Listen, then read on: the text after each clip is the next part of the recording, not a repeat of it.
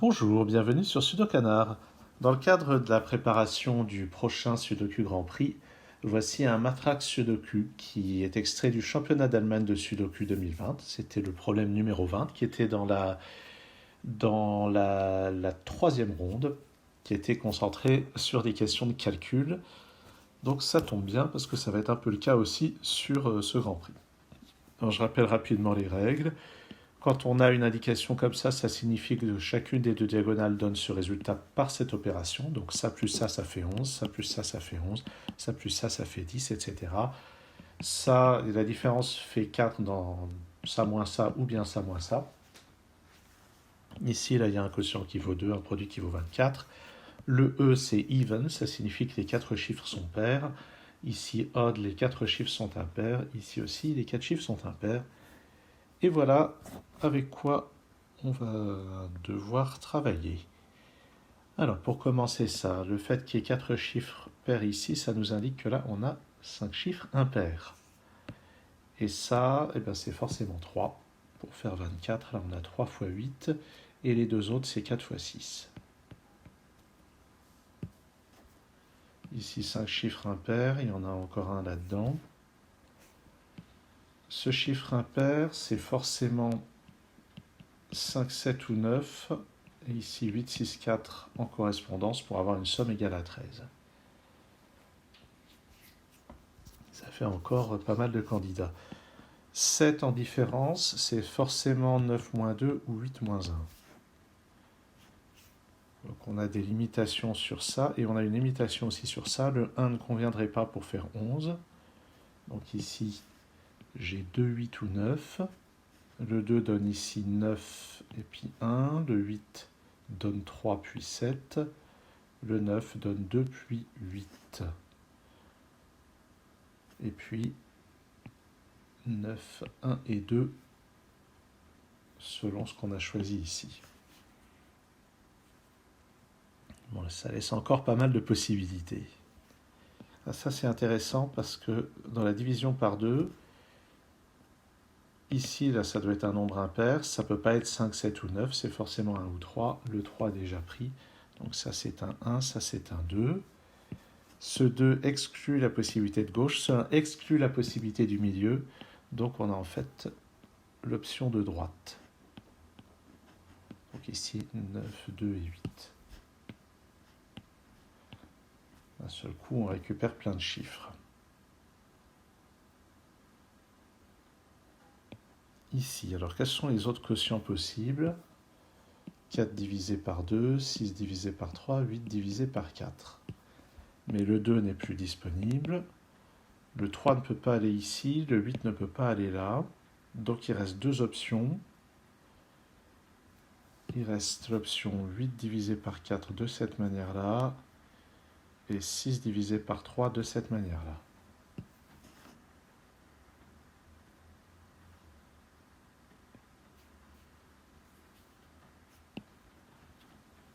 Ici maintenant, c'est forcément 8 moins 1, d'après le 1 qui est là. C'est 8 ici, 1 là. J'efface ce 8, j'efface ce 5. Tiens, on a une paire 6 et 4 là. Pas mal. Qu'est-ce qu'on va avoir sur cette diagonale? Ça peut encore être 8 plus 5. Ici, ça ne peut plus être 4 ni 6. Ça ne peut pas être 5 non plus parce que ça mettrait un 8 là. Donc c'est forcément le gros chiffre, c'est-à-dire 7, 8 ou 9. Qui ira avec 6, 5 ou 4. Ici, il faut quand même que je m'occupe un peu de ce qui se passe là. Là, j'ai un scénario de gauche avec 8 et 4 ici, auquel cas le 4 est là avec le 6 ici.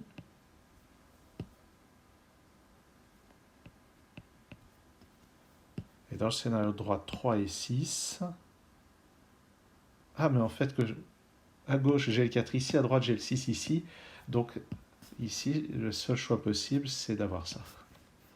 Et là-haut, ça me met le 4, le 7.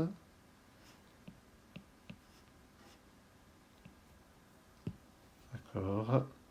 Ici, j'ai un 8, au fait.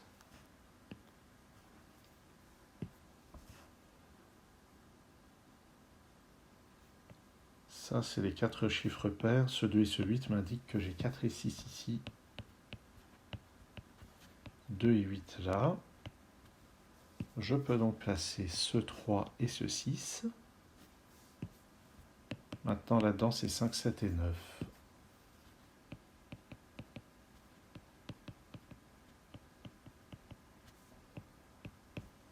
Ce moins 1 indique que j'ai 3 ou 5 ici. Notons une chose, j'ai 5 chiffres impairs ici.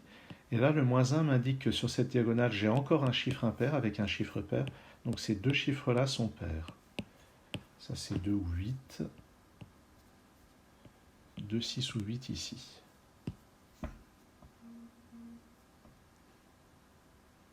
Et puis, 2. J'ai un 2 là-dedans, mais ça, c'est des chiffres impairs, donc j'ai un 2 ici. Ça me donne ce 8. Et puis, je vais avoir un 2 ou un 6 là-dedans.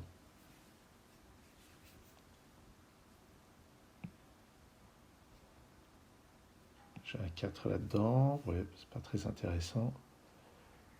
Qu'est-ce que j'ai pas encore utilisé? Quelles sont les possibilités restantes ici? Pour le 11, ça peut encore être 5 plus 6 ou bien 4 plus 7. Et avec les chiffres qui sont là, finalement, ça laisse seulement deux options. Ou bien j'ai 4, 7 comme ceci, ou bien j'ai 5, 6 comme ça. Et pour ce 10, ça ne peut plus être que 3 plus 7 ou 4 plus 6. Mais 4 plus 6, c'est impossible parce que ce 11 utilise forcément le 4 ou le 6. Donc ça, c'est 3 et 7. Là, j'ai un 6 et un 5. Et on complète avec le 1 ici, le 4 là. Dans cette colonne, il me faut un 8. Il n'est pas là, il est par là. Ça, c'est 3 ou 7. Et pour faire 10, en utilisant ce 3, ça met 7 ici, 3 là, et ça résout les 3 et 7 du haut.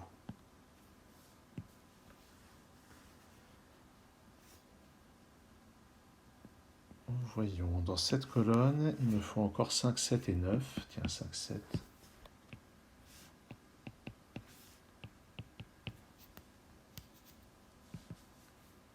Il y a un 2, j'ai un 2 ici. Et pour le moins 4, c'est un 6 qui l'accompagne. Là-dedans, il me manque un 3, 5 et 7. Donc ça peut être 1 et 5 ou bien 3 et 7. Notons que le 1 qui n'est pas là est forcément là-dedans, donc ça fait 1 et 5 sur cette diagonale. Et je récupère un 3. Ce 6 ici, je ne l'ai pas utilisé, ça me donne ce 5 et ce 8. Et puis, ce 5 élimine ça. Il me reste 7 ou 9 ici.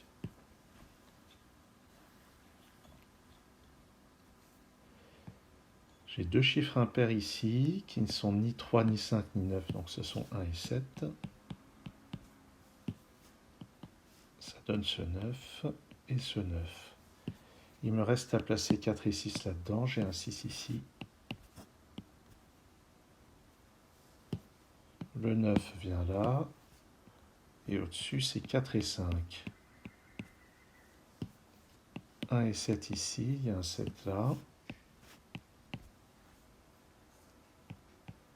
Allez, 4, 5, 3 et 6 dans cet ordre-là, parce que ça c'est un chiffre impair.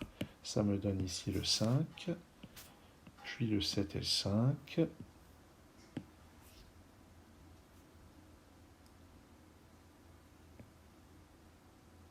Sur cette ligne, il me faut encore 2, 5 et 7.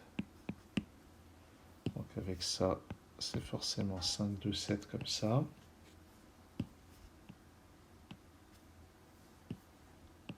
moins 1, donc ça c'est 6. Le 8 n'est plus disponible. Ça résout plein de choses.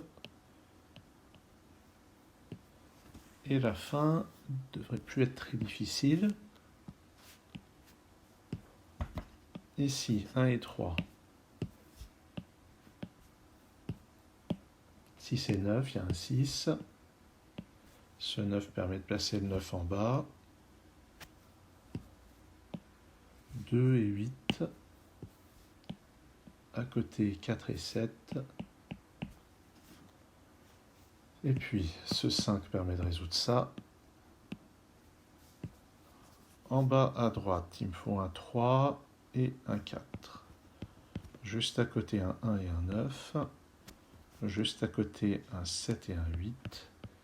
Et on conclut avec ce 1 et ce 3. Et ben voilà, donc ce Matrax Sudoku extrait du championnat d'Allemagne. Je n'ai pas le nom de l'auteur. Hein. Malheureusement, les auteurs ne sont pas précisés épreuve par épreuve, ou disons grille par grille. On a juste le droit de savoir que, figurez-vous que parmi les 5 auteurs, il y en a 3 qui participent au Sudoku Grand Prix prochainement, à savoir Wilbert Svart, Arvid Bars et Richard Stolk. Mais si ça se trouve, c'est de Stefan Heine ou Silke Berendes. Mais en tout cas, il y a 3 chances sur 5 que ça soit un des auteurs du Grand Prix à venir. Donc c'était pas d'une difficulté insurmontable. Donc les choses à bien retenir, c'est quand on a comme ceci des pairs et des impairs qui sont précisés, ça donne des renseignements sur le reste. Quand on a un produit ou une différence comme ceci qui est très contrainte, elle est très contrainte.